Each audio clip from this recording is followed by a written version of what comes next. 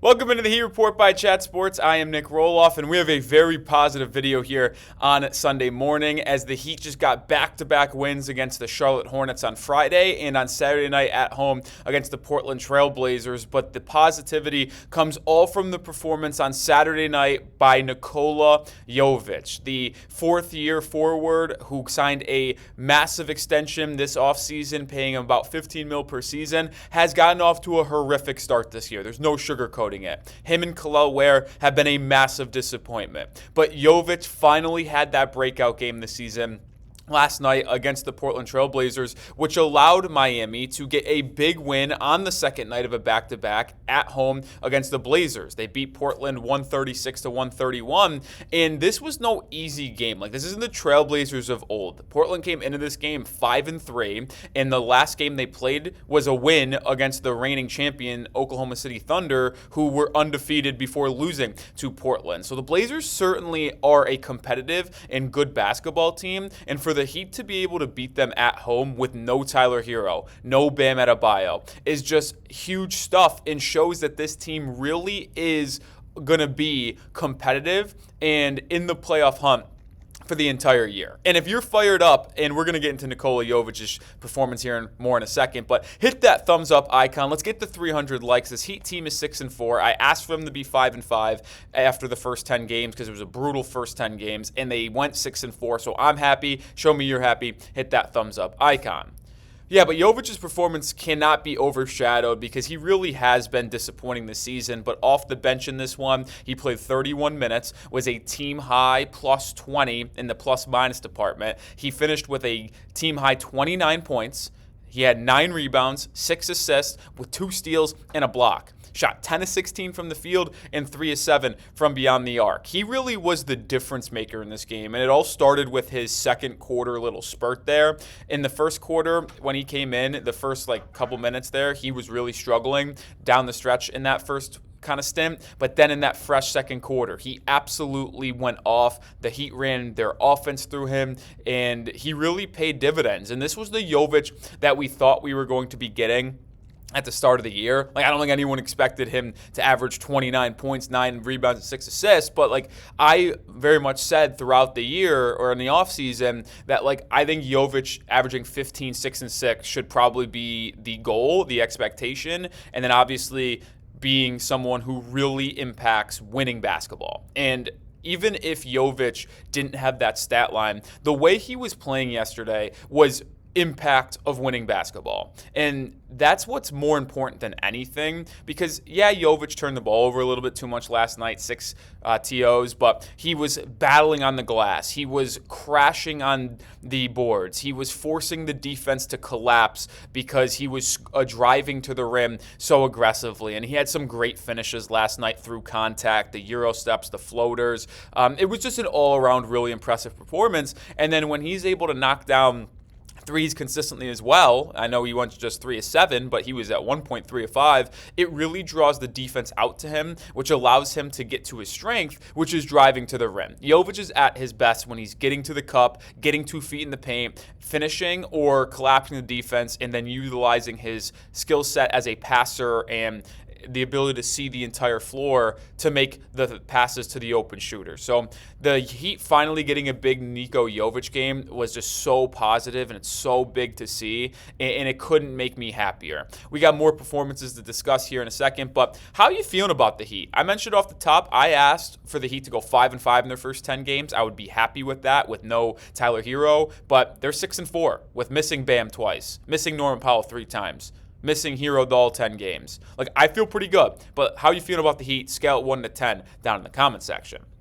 I think we also have to talk about Pelle Larsson because this kid might be just a budding star. I really feel like he is taking that step forward, and it's a kind of a shock to me that in the first 2 or 3 games of the year, he really didn't get any playing time. It took Norman Powell's groin injury to insert Pelle Larsson into the starting lineup, and then ever since then, he's been fantastic. So I don't know what Spo was seeing in practice, but this kid Larsson, I don't know how you pull him out of the starting lineup because against the Blazers on Saturday night, he had 16 points and 5 assists on 7 of 10 shooting.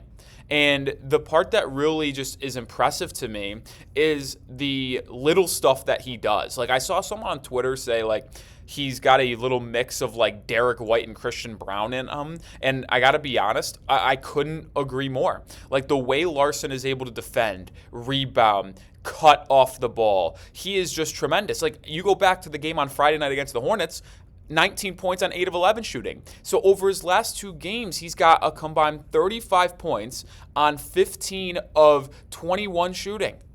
Are you kidding? That's just absolutely ridiculous stuff from Pelle Larsson. I've said it multiple times. I do not envy Erik Spoelstra's job whatsoever, because the fact he has to decide who moves to the bench and who loses minutes when Tyler Herro returns, I feel horrific. Because this starting lineup of Davion, Larsson, Powell, Wiggins, and then either Bam or Ware has been really good in the early parts of the season. And then you have Jaquez coming off the bench, Jovic coming off the bench, and they've been more productive as of late. Jaime just continues to roll. The guy is stuffing the stat sheet. I mean, he's just dominating teams off the bench. I mean, if he's not the favorite to win Sixth Man of the Year, that would be an absolute travesty at this point. But, like, who loses minutes? Because the Heat are playing 9 players right now. They're not even playing the rookie Kasper Siakam, and I'm sorry. Like, I love Kaz a lot, and this is not an indictment on him. How is he ever going to see playing time unless another massive injury occurs? Because you're not benching Davion, you're not benching Pelle Larsson, you're not benching Norman Powell, you're playing Tyler Herro when he returns, and Dru Smith has been unbelievably good off the bench too as a defensive guard. Now, maybe the answer is Herro comes back, you move Davion Mitchell to the bench, and you start Herro, Larsson, Powell, Wiggins, and Bam. And then you have Davion just basically be the Dru Smith off the bench, and that's the role. But, like, I just don't know how the Heat are going to navigate all of these guys. And it's a good problem to have. Like, let's not act like it's not. It's good that Miami has so many players that are capable of playing and contributing to winning basketball. But it just creates for a little bit of an uneven rotations. And, like, what do you do? And do you have a quick hook on some guys? Like, it's tough. But make sure you subscribe. We'll be live again on Wednesday for the Cavs-Heat game. And we'll also be live on Friday, too, for Heat Bulls for the NBA Cup, which Miami's technically leading the division, being 1-0 and having an 18-point differential.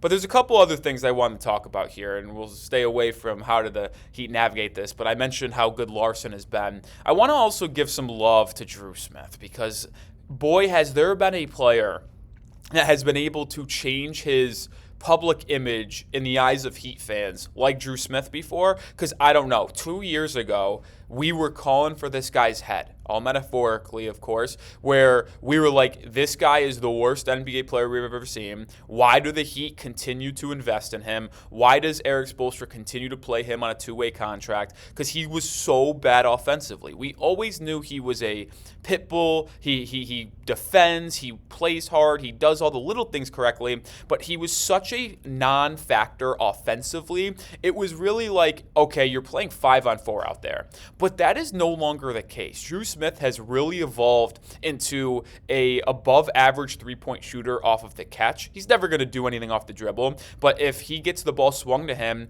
or a kick out, or a offensive rebound pass out to him, like, he will feel confident shooting it, and when it leaves his hand, like, I expect it to go in.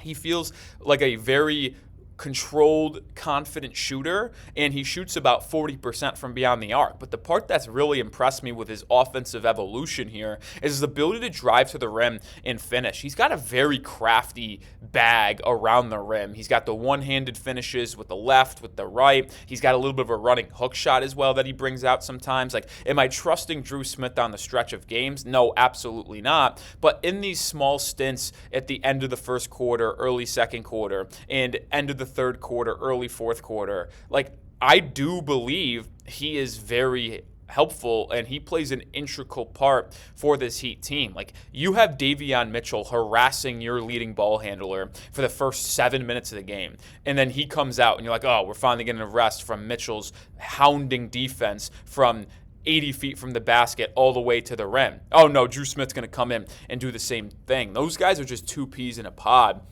defensively, and they work so good. Like, and I mentioned this offensive evolution. Dru Smith last night against the Blazers, played 22 minutes. He had 13 points and 6 assists with 4 steals. The guy is just a playmaker. And he was able to get to the rim and draw fouls yesterday as well. Like, he didn't even make a 3 last night against the Blazers. He went 4-6 from the field, and he shot 6 free throws and made 5 of them. Like, the Heat just have these collection of guys that are playing for the team, not themselves. And they're able to conjure up winning basketball. Like, anybody can beat you on a given night. Friday night, Norman Powell led the way, Jaquez led the way. Off the bench, you get a win. Saturday night, it's Nikola Jovic, it's Norman Powell, it's Dru Smith off the bench. Like, you have games where it can be Pelle Larsson, who's had like 3 straight games in double figures. It can be a Davion Mitchell. Like, you have just such a collection of guys that are playing unselfish, playing team basketball. They're all defending. They're getting out in transition. And I just couldn't be more joyful to watch this team play. Like, every night the Heat play, I am excited. And this is a breath of fresh air because, yeah, we've had really good moments over the last 5 years. There have been times where this team has played boring, ugly basketball, but still been able to get wins. I mean, this is entertaining basketball at the least. And you look back at the end of last season, I think I told you guys this on live streams and videos. It was a chore to watch the Heat play in March and April, and then in that playoff series. It was a chore. Like, the team wasn't good. It wasn't fun, and they stood no shot on a nightly basis to really give you a reason to feel optimistic. Every game you watch the Heat play has been a battle. It's been close, and they feel like a team that can really make noise. And this is without a Bam and without a Tyler Herro with them right now, and you hope this only gets elevated when they are fully healthy. Bam playing, Herro playing. It's going to be a lot of fun this season. I'm really excited to see how it ultimately shakes out. We're going to be here for another video tomorrow, and we'll be live on Wednesday and Friday as well. So make sure you hit that sub button and make sure you join the channel. I'll see you. Go Heat.